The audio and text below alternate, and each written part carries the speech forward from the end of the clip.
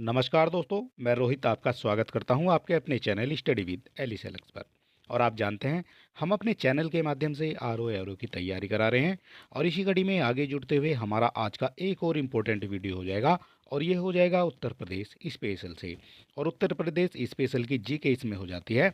और ये सारे क्वेश्चन जो है आपके लिए इम्पोर्टेंट हो जाते हैं। तो चलिए देर ना करते हुए शुरू कर लेते हैं आज का हमारा वीडियो। ये हो जाएगा उत्तर प्रदेश स्पेशल से।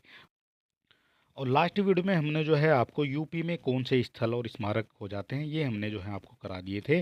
और आज हम आपको कराने वाले हैं उत्तर प्रदेश के जन्मे प्रसिद्ध व्यक्तियों का संक्षिप्त परिचय। ठीक है, ये भी आपके लिए इम्पोर्टेंट हो जाता है आपकी परीक्षा की दृष्टि से। तो चलिए देर न करते हुए शुरू कर लेते हैं। हम देखेंगे यूपी में जन्मे प्रसिद्ध व्यक्तियों का संक्षिप्त परिचय। और इसमें आपके कवि और लेखक दोनों हो जाते हैं, ये भी आपको देख लेना है। सबसे पहले बात करेंगे, कवि हो जाते हैं कबीरदास। कबीरदास जी का जन्म हो जाता है वाराणसी में।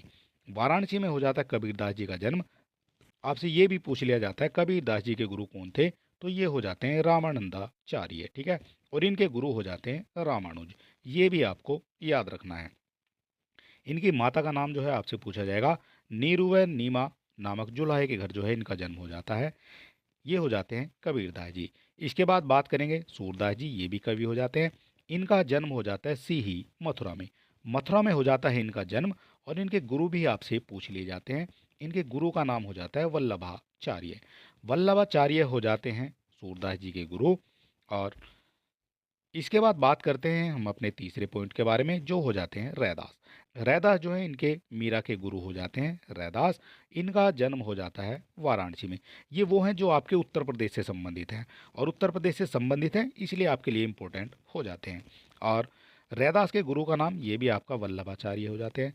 रैदास जो है गुरु हो जाते हैं मीरा के। और रैदास जी के गुरु हो जाते हैं वल्लभाचार्य। ठीक है, इतनी बात आपको याद रखनी है यहाँ से। बात करेंगे अगले पॉइंट के बारे में। ये हो जाते हैं हरिवंश राय बच्चन जी। और ये जो है अपने आप में एक बहुत बड़ी शख्सियत हो जाते हैं। ठीक है, और ये कौन है, ये अमिताभ बच्चन के पिता हो जाते हैं हरिवंश राय बच्चन। और ये जो है लेखक भी रहे हैं। ठीक है, ये जो है लेखक हो जाते हैं। इनका जन्म हो जाता है प्रतापगढ़ में। और अमिताभ बच्चन जो है इनका जन्म हो जाता है इलाहाबाद में। ठीक है, इलाहाबादी जो है इनको कहा जाता है अमिताभ बच्चन को। दोनों को जो है आपको याद रखना है। बात कर लेते हैं तुलसीदास जी के बारे में। तुलसीदास जी जो हैं ये भी आपके उत्तर प्रदेश से संबंधित हो जाते हैं। और इनका जो जन्म है ये आपका राजापुर बांदा में हो जाता है। ठीक है, तुलसीदास जी का जन्म हो जाता है बांदा में। इनके पिता का नाम हो जाता है आत्माराम दुबे। माता हो जाती हैं तुलसी। और इनके गुरु का नाम हो जाता है बाबा नरहरि दास। नरहरि दास, ये आपसे जो है कई बार आपकी परीक्षाओं में पूछा जाता है। ठीक है, तुलसीदास के गुरु का नाम नरहरि दास हो जाता है। ये कई बार जो है पिछली परीक्षाओं में भी देखने को मिला है। इसके बाद बात करेंगे हम रसखान जी के बारे में। ये भी आपके उत्तर प्रदेश से संबंधित हो जाते हैं। और इनका जो जन्म है ये आपका अमरोहा में हो जाता है। इनसे केवल ये ही आपसे पूछा जाएगा। इसके बाद जो हमारे लेखक हो जाते हैं, कौन कौन से लेखक हो जाते हैं और बहुत ही जो है फेमस लेखक हो जाते हैं उत्तर प्रदेश में जन्मे। ठीक है, सभी को देखेंगे एक एक करके। इधर आपके लेखक हो जाते हैं और इधर आपके इनके जन्म स्थान हो जाते हैं। कौन कौन से किस स्थान से संबंधित हो जाएंगे ये हम देखेंगे। सबसे पहले बात करते हैं हम महादेवी वर्मा के बारे में। महादेवी वर्मा ये आपकी फर्रुखाबाद से संबंधित हो जाती हैं। ये कई बार आपकी परीक्षाओं में देखा गया है। महाकवि भूषण की बात करेंगे, ये कानपुर से संबंधित हो जाते हैं। ये जो है सुमेलित करने के लिए आपको क्वेश्चन दे दिया जाता है, कौन जो है किससे संबंधित हो जाता है। ठीक है, इस तरह से जो है ये सुमेलित करने के लिए आपको दे दिए जाएंगे। बिहारी की बात करेंगे, ये फेमस कवि रहे हैं। ये आपके ग्वालियर एमपी से संबंधित हो जाते हैं। इसके बाद बात करेंगे लल्लू लाल जी की। तो लल्लू लाल ये आपका आगरा से संबंधित हो जाते हैं। मुंशी प्रेमचंद की बात करेंगे, ये आपके लम्ही ग्राम वाराणसी से संबंधित हो जाते हैं। महावीर प्रसाद द्विवेदी की बात करेंगे, ये रायबरेली से संबंधित हो जाते हैं। इनसे भी जो है आपके क्वेश्चन पूछे जाते हैं। ये जो जितने भी आपको दिए गए हैं सारे आपके लिए इंपॉर्टेंट हो जाते हैं। मैथिली शरण गुप्त, ये आपके झांसी से संबंधित हो जाते हैं। इसके बाद बात करेंगे जयशंकर प्रसाद के बारे में। और ये आपके वाराणसी से संबंधित हो जाते हैं। मलिक मोहम्मद जायसी, ये रायबरेली से हो जाते हैं। आगे की बात करेंगे, ये जो अजय हो जाते हैं ये जो है कुशीनगर से संबंधित हो जाते हैं। धर्मवीर भारती, ये आपके इलाहाबाद से संबंधित हो जाएंगे।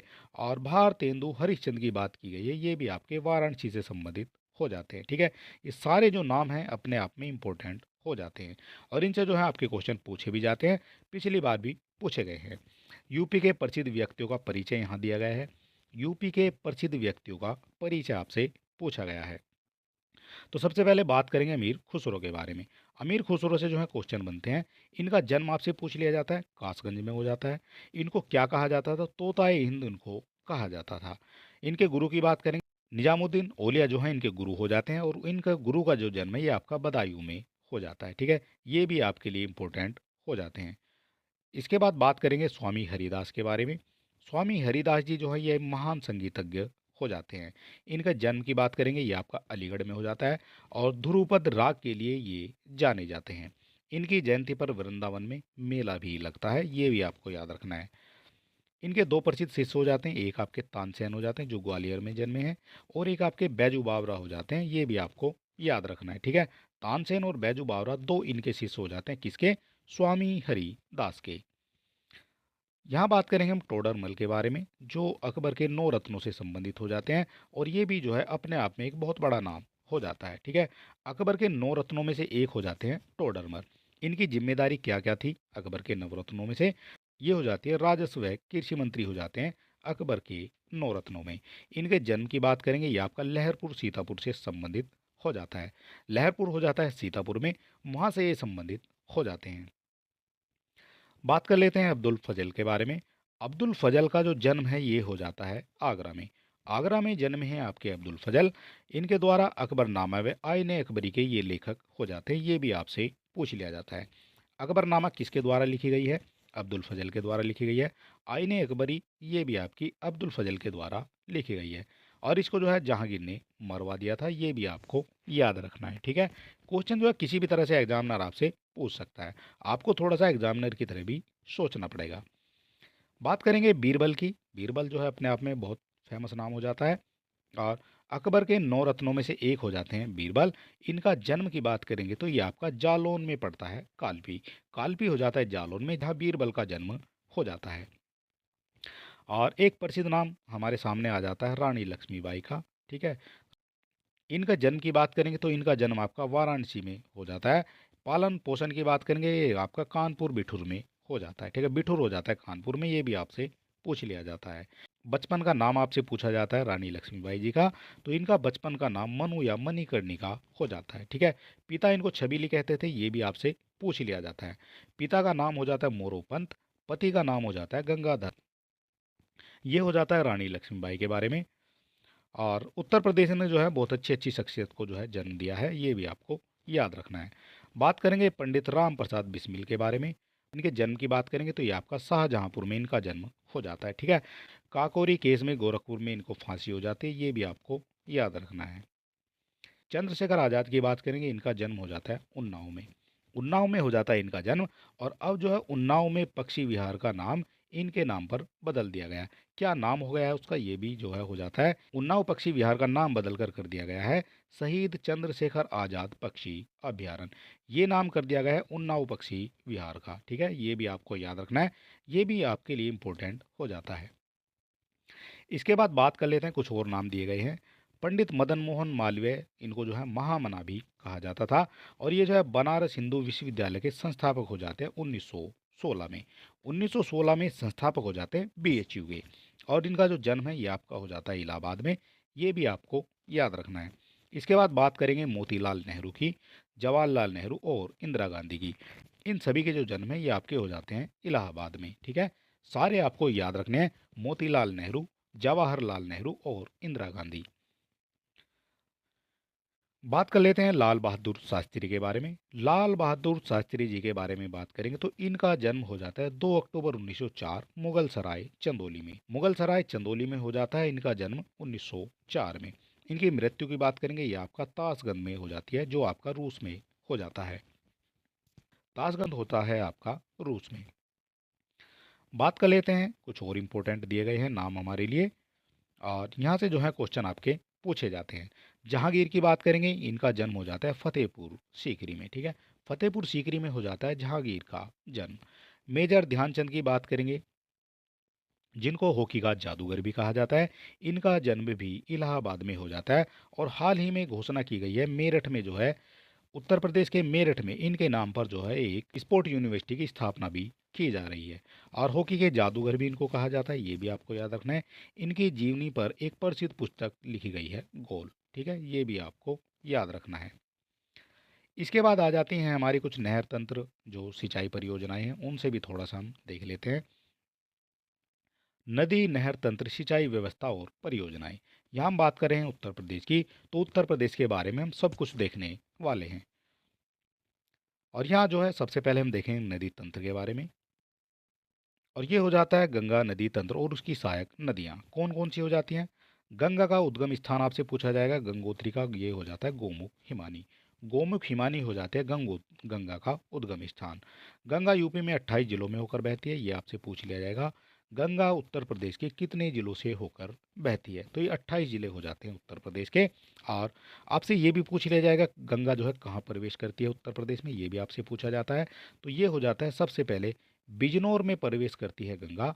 और अगर आपसे पूछ लिया जाए कि निकास कहाँ से करती है यानी निकलती किस जिले से है, तो ये आपका बलिया हो जाता है सबसे लास्ट का जिला, जिससे गंगा जो है उत्तर प्रदेश से बाहर चली जाती है। ठीक है, ये दोनों क्वेश्चन भी आपको याद रखने हैं। बिजनौर से एंटर करेगी और बलिया से बाहर ये चली जाएगी। गंगा भारत में बहने वाली सबसे लंबी नदी हो जाती है, जिसकी लंबाई जो है 2510 किलोमीटर यहाँ दिखाई गई है, लेकिन कहीं कहीं पर जो है इसको 2525 किलोमीटर भी दिखाया जाता है। ठीक है, इससे जो है कोई फर्क नहीं पड़ता है।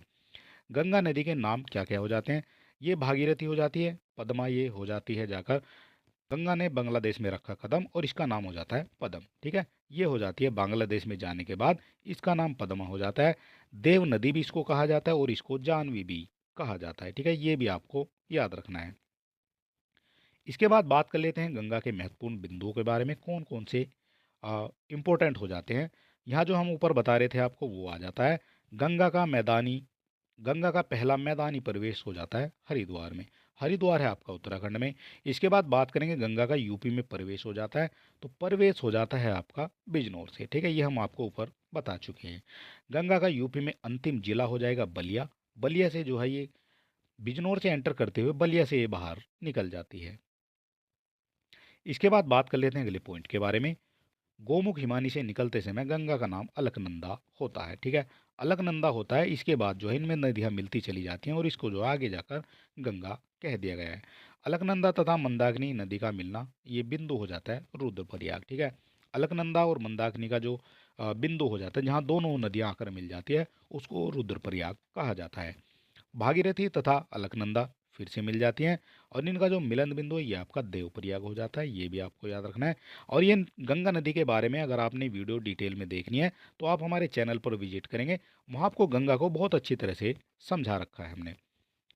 देवप्रयाग में अलकनंदा से मिलने के बाद भागीरथी का नाम गंगा हो जाता है। देवप्रयाग के बाद देवप्रयाग में अलकनंदा से जब मिल जाती है भागीरथी, उसका नाम हो जाता है गंगा। ठीक है, और इसके बाद गंगा यमुना का जो संगम है ये आपका हो जाता है प्रयागराज में। ये तो सब लोग जो है जानते हैं। इसके बाद बात करेंगे गंगा की बाईं ओर से मिलने वाली सहायक नदियों के बारे में। कौन कौन सी सहायक नदियाँ हो जाती हैं जो गंगा में मिल जाती हैं। बात करेंगे सबसे पहले रामगंगा के बारे में। रामगंगा उत्तराखंड के दूध तोली से उद्गम हो जाता है इसका, और कालागढ़ बिजनौर से यूपी में प्रवेश करती है और कन्नौज में जो है गंगा से मिल जाती है। ठीक है, ये हो जाती है रामगंगा। गोमती की बात करेंगे, गोमती जो है गंगा की सहायक नदी हो जाती है और इसका जो उद्गम है ये हो जाता है पीलीभीत की फुल्लर झील से इसका उद्गम हो जाता है।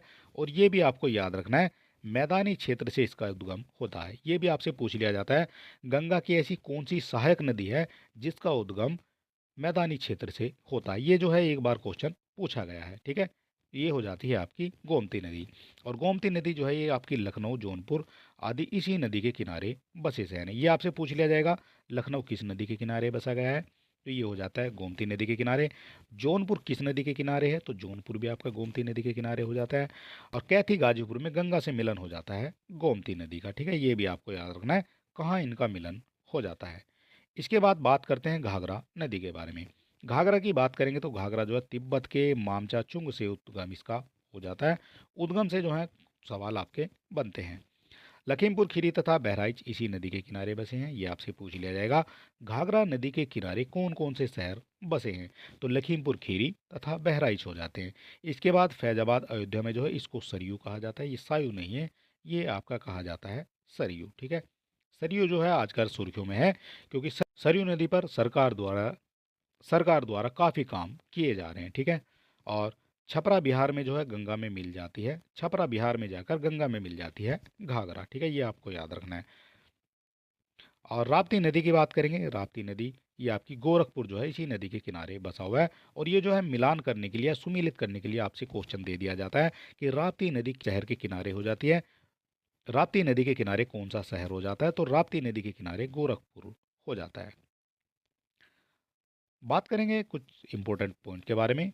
गंगा के दाईं तरफ से मिलने वाली सहायक नदियाँ कौन हो जाती है? ये हमने बात की है अभी बाईं तरफ की। अब बात करेंगे हम जो आपकी दाईं तरफ हो जाती है गंगा के, कौन कौन सी हो जाती हैं। तो सबसे पहले बात करेंगे यमुना की। यमुना से ये भी आपको याद रखना है कि गंगा की सबसे बड़ी सहायक नदी आपकी यमुना नदी हो जाती है। और यमुना की बात करें तो यूपी के 19 जिलों में ये बहती है यमुना। सबसे ज़्यादा 28 जिलों में बहती है गंगा, 19 जिलों में बहती है यमुना। और 1376 किलोमीटर लंबी हो जाती है यमुना नदी। उद्गम की बात करेंगे तो ये बंदर पूंछ से हो जाता है, और इसमें जो है पश्चिमी ढाल पर स्थित हो जाता है यमुनोत्री ग्लेशियर। गंगा निकलती है गंगोत्री से, यमुना निकलती है यमुनोत्री से। ये बहुत ही सिंपल है, ग्लेशियर से, यमुनोत्री ग्लेशियर से जो है इसका उद्गम हो जाता है। और सहारनपुर के फैजाबाद नामक स्थान से यूपी में प्रवेश करती है। कहाँ से प्रवेश करती है?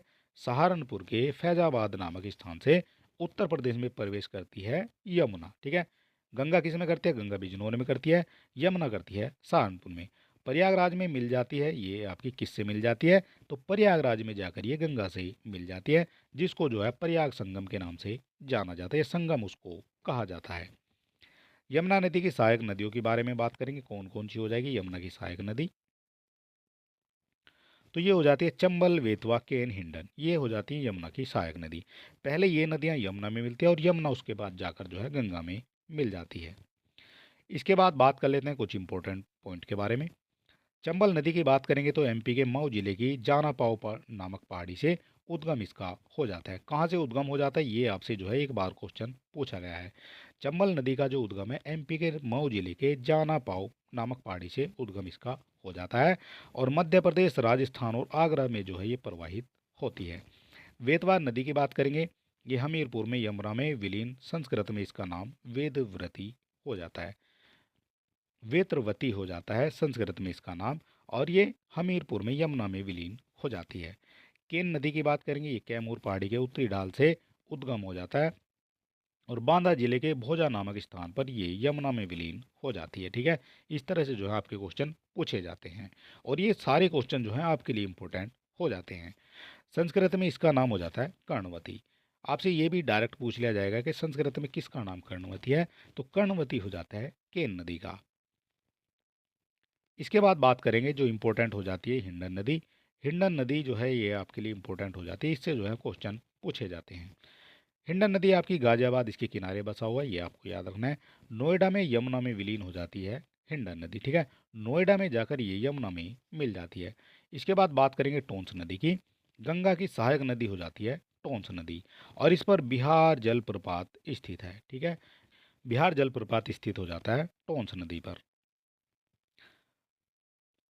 प्रयाग से थोड़ा आगे गंगा में विलीन हो जाती है कौन सी नदी? टोंस नदी। प्रयाग से थोड़ा आगे जाकर गंगा में विलीन हो जाती है।